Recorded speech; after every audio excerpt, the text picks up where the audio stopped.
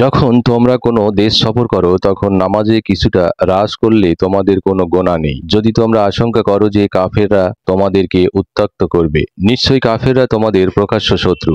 যখন আপনি তাদের মধ্যে থাকেন অতঃপর নামাজে দাঁড়ান, তখন যেন একদল দাঁড়ায় আপনার সাথে এবং তারা যেন স্বীয় অস্ত্র সাথে নেয়। অতঃপর যখন তারা সিজদা সম্পন্ন করে তখন আপনার কাছ থেকে যেন সরে যায় এবং অন্য দল যেন আসে যারা নামাজ পড়েনি, অতঃপর তারা যেন আপনার সাথে নামাজ পড়ে এবং আত্মরক্ষার হাতিয়ার সাথে নেয়। কাফেররা চায় যে তোমরা কোনরূপে অসতর্ক থাকো, যাতে তারা একযোগে তোমাদেরকে আক্রমণ করে বসে। যদি বৃষ্টির কারণে তোমাদের কষ্ট হয় অথবা তোমরা অসুস্থ হও, তবে স্বীয় অস্ত্র পরিত্যাগ করায় তোমাদের কোনো গোনা নেই এবং সাথে নিয়ে নাও তোমাদের আত্মরক্ষার অস্ত্র। নিশ্চয়ই আল্লাহ কাফেরদের জন্য অপমানকর শাস্তি প্রস্তুত করে রেখেছেন। অতঃপর যখন তোমরা নামাজ সম্পন্ন করো তখন দণ্ডায়মান, উপবিষ্ট ও শায়িত অবস্থায় আল্লাহকে স্মরণ করো। অতঃপর যখন বিপদমুক্ত হয়ে যাও তখন নামাজ ঠিক করে পড়ো। নিশ্চয়ই নামাজ মুসলমানদের উপর ফরজ, নির্দিষ্ট সময়ের মধ্যে।